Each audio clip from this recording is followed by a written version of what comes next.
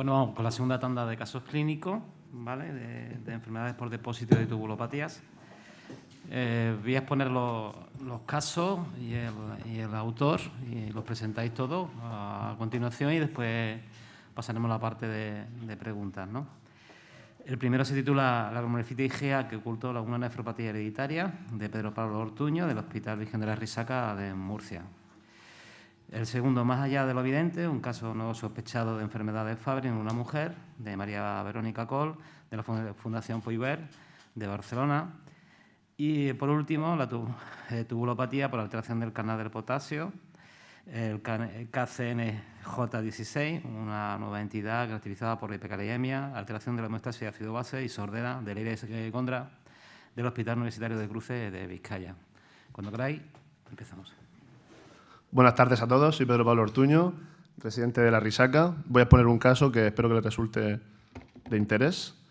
Se trata de una mujer de 36 años, remitida a nefrología por hematuria microscópica y proteinuria 1,7 gramos día, asociando un deterioro de la función renal, como antecedentes personales, un ingreso hospitalario por infección respiratoria con posterior episodio de hematuria macroscópica a los 12 años y diagnosticada, tratada y en seguimiento por reumatología por una espondilitis anquilosante HLA-B27 positiva. En la familia, una hermana con diagnóstico histológico de glomerulitis IgA. Se indica la realización de biopsia renal, en la cual se ven proliferación mesangial esencialmente con sinequias en la membrana basal y bueno, hallazgos de inmunofluorescencia directa también compatibles con el diagnóstico de nefropatía IgA. La paciente recibe tratamiento con corticoides a altas dosis en pauta descendente durante 9 meses, asociando un descenso significativo de la proteinuria y una estabilización de la función renal. Sin embargo, durante el seguimiento ambulatorio se ve que progresivamente la paciente empeora la proteinuria y también la función renal con una creatina de 1,7 en la consulta. Se le ofrece un nuevo ciclo de corticoides que rechaza y se inicia microfenonato a dosis bajas que se tiene que suspender a los 4 meses por ausencia de respuesta. Además, en todo este tiempo, una hipertensión cada vez más difícil de controlar que, junto con la indicación de la proteinuria, pues, se recetó un YECA, ¿vale? Bien, tenemos una glomerulitis IgA en progresión, a la cual se le injerta también una diarrea aguda que persiste y que precipita a la paciente a la entrada de diálisis peritoneal con un filtrado glomerular de 8 mililitros minuto. Quedaría por esclarecer esta diarrea que, como digo, persiste con determinaciones microbiológicas reiteradamente negativas y bueno, pues se estudia con anticuerpos antitaglutaminasa que son negativos, con calprotectina normal, se indican estudios endoscópicos con toma de muestras para biopsia, hallazgos macroscópicos que no son de interés para el caso y sí que es de mucho interés y de gran interés los microscópicos, en los que se ve una lesión nodular en la lámina basal del epitelio del recto, a la cual se le hace inmunistoquímica y rojo Congo, que desafortunadamente no he podido poner de ello para la sesión, en el que hay positividad, ¿no?, para rojo Congo y refringencia verde manzana. La inmunistoquímica es muy interesante, que era negativa para la amiloidosis secundaria por proceso inflamatorio y para cadenas ligeras. Recordemos que el antecedente de la paciente era una espondilitis anquilosante HLA-B27 positivo. Bien, el doctor Montes ya ha hablado bastante bien de la etiopatogenia de la amiloidosis, no me voy a detener ahí, pero sí me parece interesante un poco ver el registro de PAVIA, de incidencia, que es similar en nuestro país, de la amiloidosis. Las hereditarias, como podéis ver, ocupa un peso muy pequeñito en la incidencia y en los últimos registros, la actualización a 2017, se ha visto que la amiloidosis por retina, el tipo salvaje, ha aumentado su peso en incidencia por la mejora de las herramientas diagnósticas y el aumento de la sospecha clínica. Pues bien, teníamos una biopsia renal a la cual volvemos después de este hallazgo de amiloide en el intestino. En la biopsia renal también se ve con la inmunistoquímica y el rojo Congo, que no podéis poner de él, también positividad y refringencia verde manzana y también negatividad de la inmunistoquímica para amiloidosis secundaria por proceso inflamatorio y de cadenas ligeras. El patrón de depósito de esta amiloidosis en el glomérulo, perdón, en el parénquima renal cortical fue vascular. El glomérulo también había, pero pero menos. El predominio era vascular. Bien, con la inmunohistoquímica negativa para estos dos amiloides, que son de los más frecuentes, quedaría descartar el siguiente más frecuente, que sería amiloidosis por tractioretina. Aunque la clínica no acompañaba a nuestra paciente, que no tenía ni afectación cardíaca y tenía afectación renal. Esta no es de nuestra paciente. Esto hubiese sido, si hubiese sido positiva, la de nuestra paciente fue así, negativa. Por lo tanto, según el algoritmo, el gol estándar, como ha ido adelantando el doctor Montes, sería la espectrometría de masa. La espectrometría de masa permite detectar proteínas que forman amiloides que la inmunohistoquímica no es capaz de ver. Como podéis ver, fundamentalmente la hereditaria.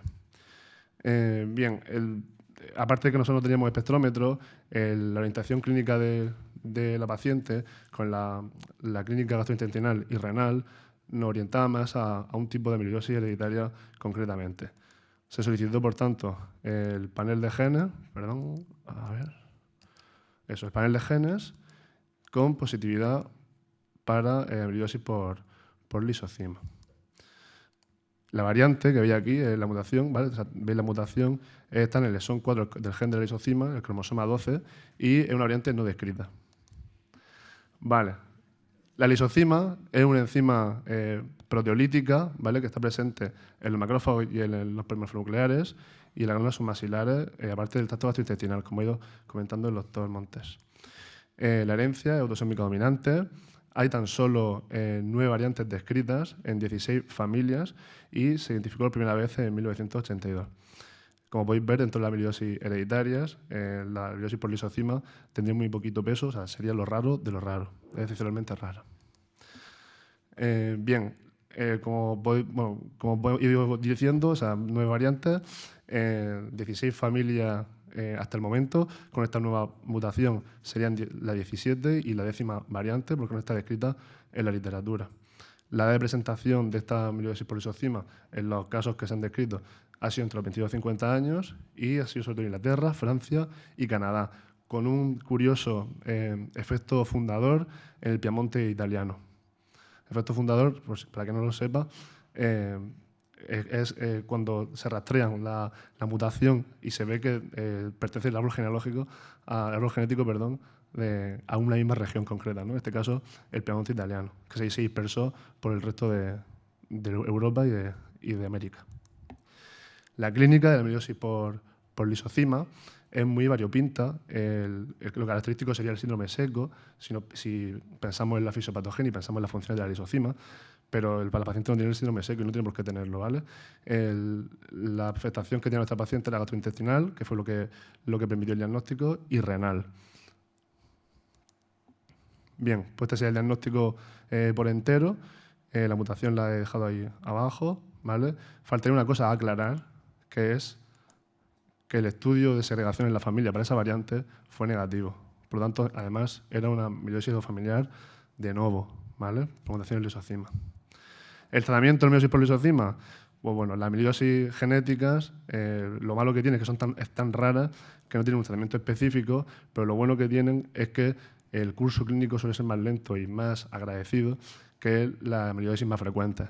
Tratamiento sintomático y, en este caso, también trasplante renal. A los 2 años de la terapia renal sustitutiva, por diálisis peritoneal, se indicó el trasplante renal, ¿vale? El pronóstico, como digo, de esta enfermedad, de los casos que he descrito, es bueno relativamente, una supervivencia media de 18 años. Bueno, no es tan malo como la amiloidosis frecuente. Aún así existen fenotipos con rápida progresión dentro de una misma familia, ¿vale? Que se ve que además que la cosa de muerte más frecuente en estas familias en las que hay un paciente que tiene una manifestación clínica más severa y más agresiva es la rotura de la casular hemorrágica hepática masiva, ¿vale? Bueno, pues muchas gracias por la atención. Dejo aquí la bibliografía y sobre todo los principales aspectos de interés para la pregunta. Muchas gracias. Buenas tardes. Soy Verónica Coll, residente de la Fundación Puigverd de Barcelona, y les vengo a hablar de un caso donde hay que mirar más allá de lo evidente, como en el caso de nuestro compañero anterior. Se trata de una mujer de 51 años de edad que como antecedentes tenía un hipotiroidismo secundario a una tiroidectomía posterior a una enfermedad de Graves y una hipertensión de reciente diagnóstico. A nivel familiar, llamaba la atención que tenía un padre con una enfermedad renal crónica, diagnosticada a los 85 años, no biopsiada. Entonces, la historia clínica de esta paciente viene desde agosto del 2018, cuando comienza a presentar infecciones de orina a repetición, por lo que acude en varias situaciones al servicio de urología. Recibe tratamiento y llamaba la atención que tenía una hematuria persistente, pero que siempre asociaban a las infecciones de orina. Resulta que un año después, en junio del 2019, se asocia a deterioro de función renal. Y en vista de que tenía una hematuria, deterioro de función renal y un padre con una enfermedad renal crónica no afiliada, la derivan a nuestro servicio de enfermedades hereditarias. Cuando la valoramos, tiene un sedimento de orina donde destaca una proteinuria de medio gramo con microhematuria dismórfica. A nivel analítico, se confirma el deterioro de función renal, tiene una creatinina de 133 y el resto del examen analítico era correcto.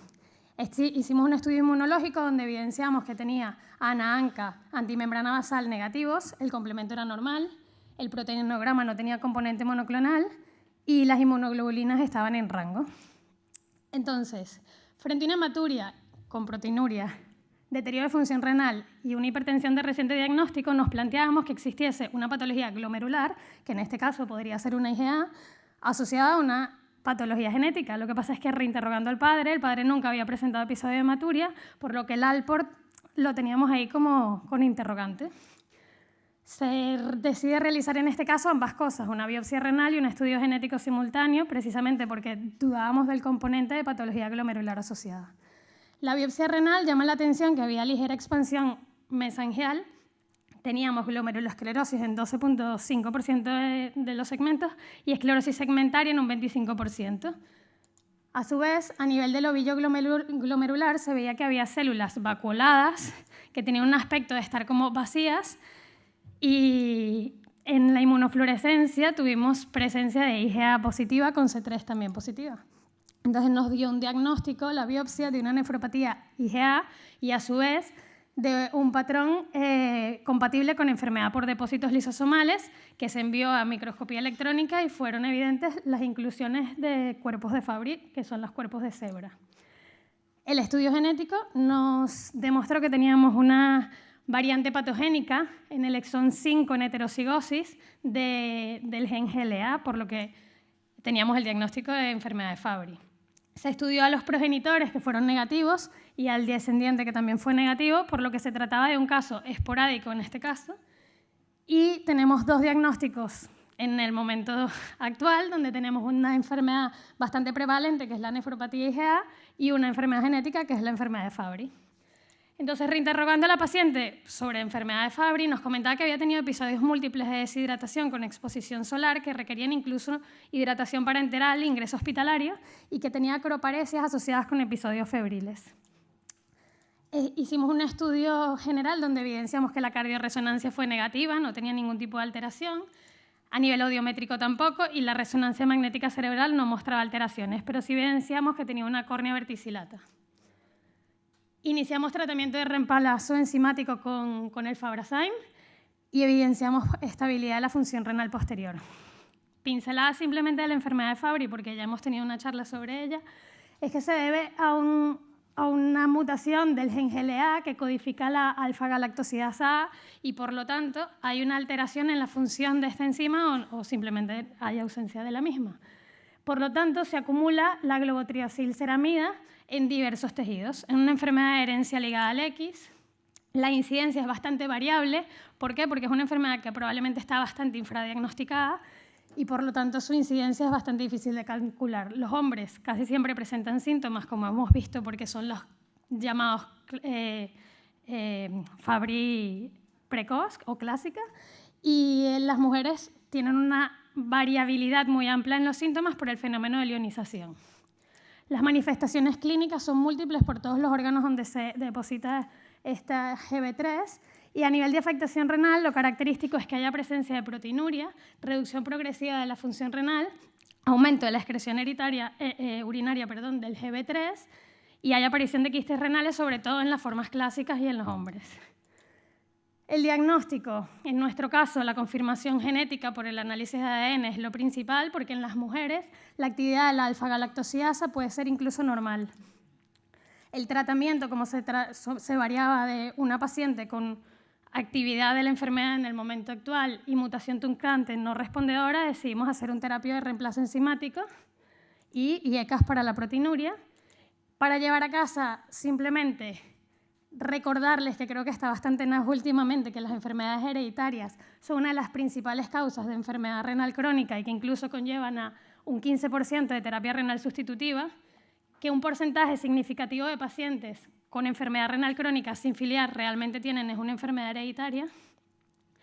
La importancia de que indaguemos más en nuestra práctica clínica, porque tanto en este caso como en el anterior, frente a enfermedades prevalentes como la IgA, hemos diagnosticado una enfermedad hereditaria que puede afectar a otros órganos, y que las mujeres con Fabry generan un diagnóstico bastante complicado porque tienen, debido a la anulación del cromosoma X, una variabilidad muy amplia de manifestaciones clínicas, y esto podría complicar el diagnóstico y hacer un diagnóstico mucho más tardío, y que el inicio precoz de un tratamiento con reemplazo enzimático puede asociarse a mejores resultados. Muchísimas gracias.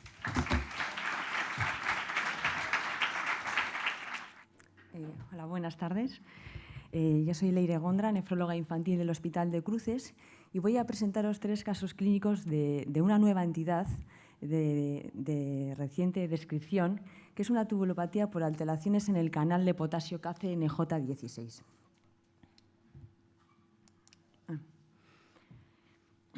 El canal de potasio KCNJ10 se expresa en el túbulo contorneado distal, concretamente en la membrana vasolateral, como veis aquí, y es el responsable del reciclaje de la mayoría del potasio que entra en la célula a través del sodio-potasio ATPasa.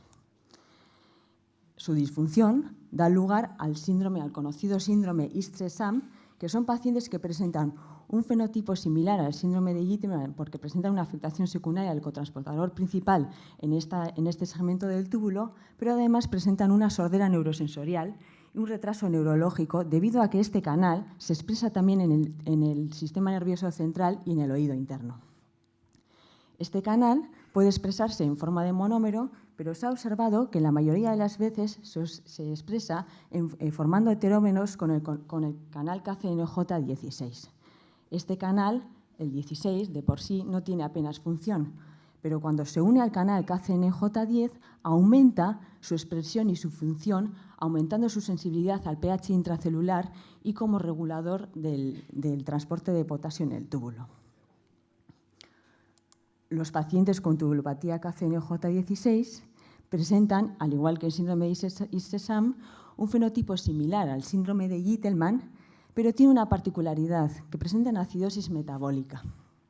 ¿Por qué? Porque este canal, en el túbulo proximal, también se expresa junto al canal KCNJ15. Recordar que el túbulo proximal es un segmento en el que se realiza una regulación importante de la homeostasis ácido-base mediante la formación de amonio y la reabsorción de bicarbonato. Por lo tanto, cuando existe una afectación del canal de potasio 15, existe una acidosis metabólica, ya que se da lugar a una despolarización de la membrana afectando a la reabsorción de bicarbonato, lo que hace que aumente el pH intracelular inhibiendo la amoniogénesis. Por lo tanto, los pacientes con tubulopatía KCNJ16 presentan la acidosis metabólica que presentan es reflejo de la afectación secundaria que presentan del canal de potasio KCNJ15. El objetivo de este trabajo es describir 3 pacientes para fomentar el conocimiento de esta nueva entidad. El primer caso clínico es un niño varón de una familia de origen pakistaní cuyos padres son consanguíneos, que no presenta ningún antecedente perinatal de interés. Las ecografías prenatales eran normales.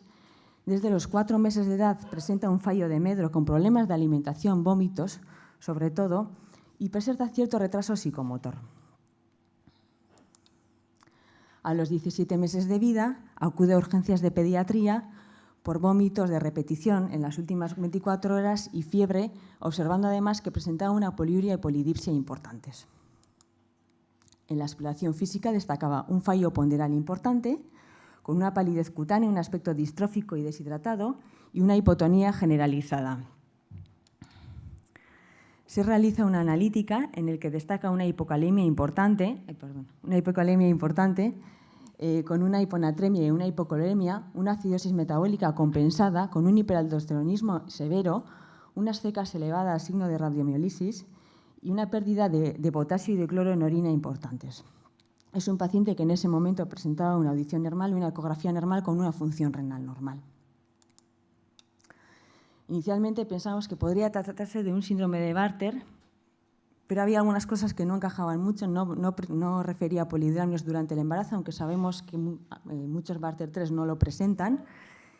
Y además tenía una acidosis metabólica que no sabíamos si estaba enmascarada o no. Se empezó el tratamiento con indometacina para inhibir la poliuria, suplemento oral de potasio. Inicialmente también recibía sodio y citrato potásico oral por la acidosis.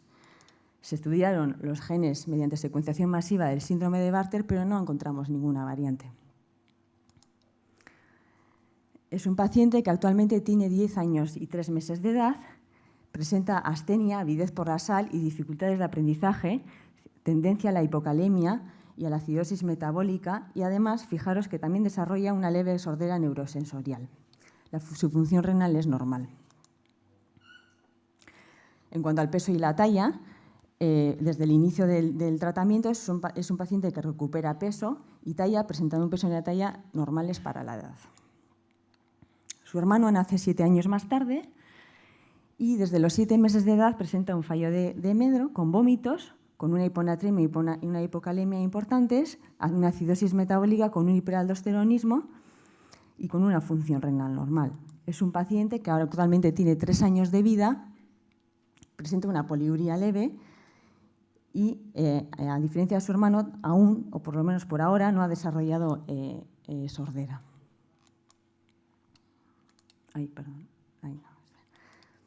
Al igual que su hermano, desde el inicio del tratamiento recupera peso. Este es su peso actual, que está en un percentil 25, y la talla igual está en un percentil 25. Por lo tanto, estamos ante 2 hermanos con fallo de Medro, acidosis metabólica, poliuria y polidipsia moderada y pérdida de sal por orina con hipocalemia e hipocalciuria sin diagnóstico genético. Se realiza la secuenciación completa del exoma observando una variante missense en homocigosis, que curiosamente en el único artículo que hay publicado de pacientes con esta nueva entidad también hay un paciente descrito y fijaros el debut tan precoz que tiene este paciente a los 5 días de vida con la misma sintomatología. Se ha observado mediante estudios funcionales que es una mutación que afecta de manera severa tanto a la expresión como a la función de este canal. El tercer caso clínico es un paciente de raza caucásica que se estudia a los 25 años de edad por poliuria, calambres, debilidad muscular y astenia. Tiene una talla normal respecto a la población general y destaca una hipocalemia severa, un potasio de 1,5 con una acidosis metabólica y una pérdida de potasio importante por orina. En este también pensamos que podía tratarse un síndrome de Bartter 3 por el debut tardío. Se realizó mediante panel de secuenciación masiva, se estudiaron las tubulopatías pierde sal y no hallamos variantes. Y fijaros que después de 12 años de edad es una paciente que presenta cierta poliuria y además la audición es aparentemente normal, aunque está pendiente de estudio, y tiene una particularidad que no recibe tratamiento con bicarbonato ni con citrato, pero no tiene acidosis metabólica en este momento. Se realizó la secuenciación de exoma completo y se hallaron 2 variantes en heterocigosis compuesta, que también, curiosamente, en el único artículo que hay publicado de esta entidad, también hay 2 pacientes con estas mismas variantes que debutan a los 5 años y a los 4 años de edad. Y nos planteamos que es posible que esta paciente, que es mayor que estos 2 pacientes, es posible que haya desarrollado ciertos mecanismos de compensación, que antes ha comentado Leire Madariaga, o que exista una variedad fenotípica que es muy típico en los pacientes con tubulopatías pierde sal. Como conclusión, la tubulopatía por variantes en el gen KCNJ16 debemos pensar en ella cuando existe un fallo de Medro, acidosis metabólica, poliuria, polidipsia moderada, pérdida de sal por orina, hipocalemia e hipocalciuria. Sabemos que algunos pacientes, casi todos, desarrollan sordera neurosensorial con el tiempo y que por ahora la función renal se mantiene normal a lo largo de la evolución. Muchas gracias. Bueno, pues pasamos al turno de preguntas. ¿Tenéis alguna pregunta para alguno de los 3 casos?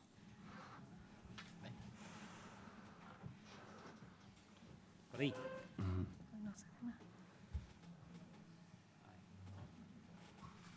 Hola, Muchas gracias por las presentaciones, muy interesantes los casos. Yo soy Vanessa Pérez, nefróloga de la Fundación Jiménez Díaz. Y yo tenía un comentario / reflexión / pregunta para los dos primeros casos. Y es, a ver, sabemos que la nefropatía IgA es la glomerulonefritis más frecuente porque históricamente hasta ahora la mayoría de los pacientes que se biopsian que tienen proteinuria, micromaturia, enfermedad renal crónica van a tener una nefropatía IgA, ¿no? También, por otro lado, sabemos que hay muchísimas personas que, bueno, en el estudio que se ha comentado esta mañana, en la sesión de complemento, que hasta un 16% de los donantes que se han biopsiado tienen depósito de IgA y que eso no era ninguna causa de enfermedad porque no tenían algunos ni siquiera microhematuria. Entonces, la reflexión es, ¿puede ser que hasta ahora, como no se hacían estudios genéticos, estas enfermedades renales se hayan atribuido a nefropatía IgA porque es lo que se encontraba en la biopsia, pero que en el fondo no eran nefropatía IgA y eran una enfermedad genética y que ahora que estamos haciendo más estudios genéticos nos daremos cuenta que muchas nefropatías IgA no son en el fondo eso, sino otra cosa que no estamos viendo? Esa es la pregunta. Pues es una reflexión muy acertada e interesante.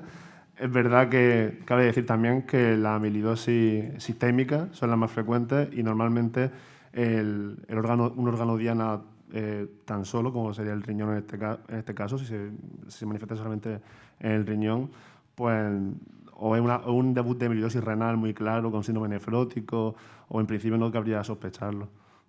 En el caso que yo he puesto, por ejemplo, el curso clínico era una nefropatía IgA también, era compatible con los hallazgos histopatológicos. Es verdad que la evolución luego, cuando se sobrevino toda esa proteinuria, a lo mejor podría hipotetizarse, hacer la hipótesis diagnóstica de que en ese momento el daño por el acúmulo de amiloide puede estar ejerciendo un papel, pero... Sí, justo, es lo que digo, o sea, encuentras una nefropatía, encuentras depósito de IgA y dices, vale, esta es la causa, y hasta ahí te quedas.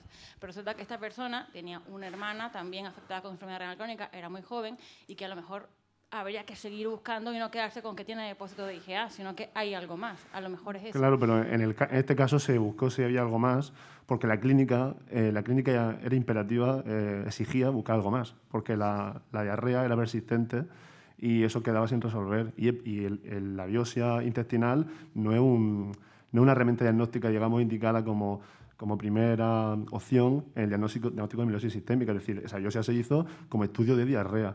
Y eso Sí, es por eso por lo que se siguió investigando, sí.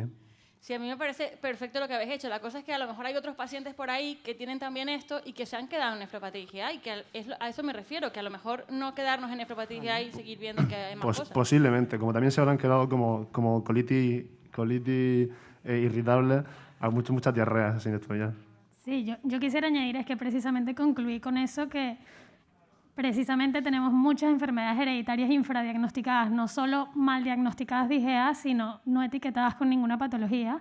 En nuestro caso en particular, es verdad que en Fabry no se asocia a microhematuria y la microhematuria de esta paciente era porque tiene otra patología coincidente, que en este caso es la IgA, pero sí es verdad que tenemos que indagar y creo que es algo que está avanzando bastante en nuestro campo, que cada vez aparecerán más enfermedades hereditarias que antes no buscábamos porque simplemente no indagábamos en los casos clínicos. Sí, un comentario acerca de esto, toda la razón lo que dice Verónica, al tener hematuria, pues en el Fabry no toca que tenga hematuria, ¿no? Sí que es verdad que se había hablado de la IgA familiar y se ha visto que había Alpor en muchos casos de estos, de IgA familiar, y que no era tal IgA familiar. Yo tengo que decir que nosotros tenemos más de una familia con Alpor biopsiado que tienen IgA. Alguien de la familia, pero claro, ¿qué ocurría? Tú biopsias a uno, tiene IgA, y todo el resto que tienen hematuria asumían que tienen una IgA familiar directamente.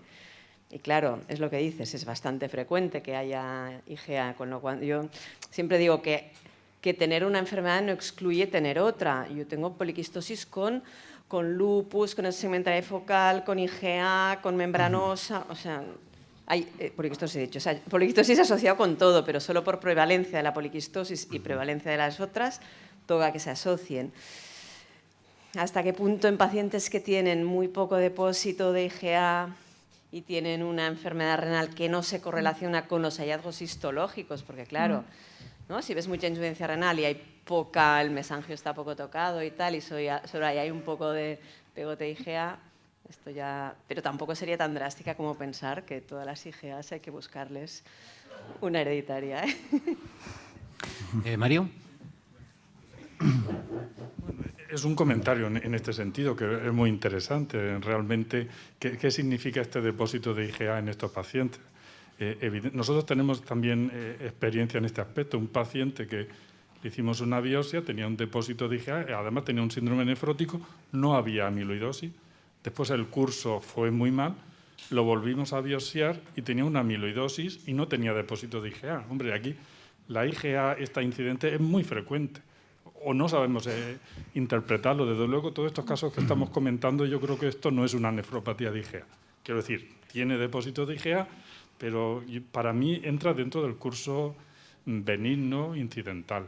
Y desde luego lo que está claro que hay que repetir biopsias ante casos que no lo explican la evolución. Yo creo que debemos repetir estas biopsias. Y me gustaría preguntarte, en la segunda biopsia que hiciste, creo que hiciste 2 biopsias, ¿no? Una de riñón para diagnosticar la nefropatía IgA Sí. y una de recto y otra no, gástrica. La pensaba gástrica que era similar, hallazgos similares a la de recto. Pensaba que habéis repetido No, volvimos a nuestros pasos hacia la biopsia renal previa para no biopsiarlo dos veces. Entonces visteis que Y se había vio, amiloidosis que se había sí, pasado por... se vio, pero Ya. muy poquito. Un depósito alrededor del vaso de la arteria aferente. Sí. Claro. Muy bien. ¿Alguna otra pregunta?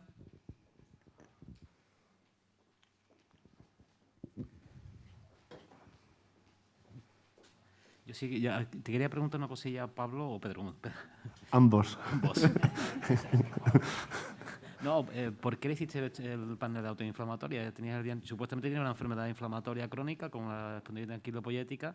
Yo veo eso y asumo ya que eso no es hereditario. Claro, de hecho es la reflexión más destacable del caso. Con ese antecedente, espondilitis anquilosante, con HLA-B27 positivo, la principal sospecha diagnóstica sería amiloidosis secundaria al proceso inflamatorio. Pero es que la inmunistoquímica que se hace sobre la muestra biopsiada ya te revela que es negativo. Entonces es cuando uno empieza pues, esto es real, esto está bien, pues tienes que buscar otra causa. Es muy bonito. Además, una curiosidad, la espondilitis anquilosante de esta paciente está bien tratada y con muy buena evolución. Es decir, que normalmente muchas veces se asocia la mala evolución de la espondilitis al desarrollo de amiloidosis secundaria. En este caso, está muy bien tratada y muy bien controlada. ¿Alguna pregunta más?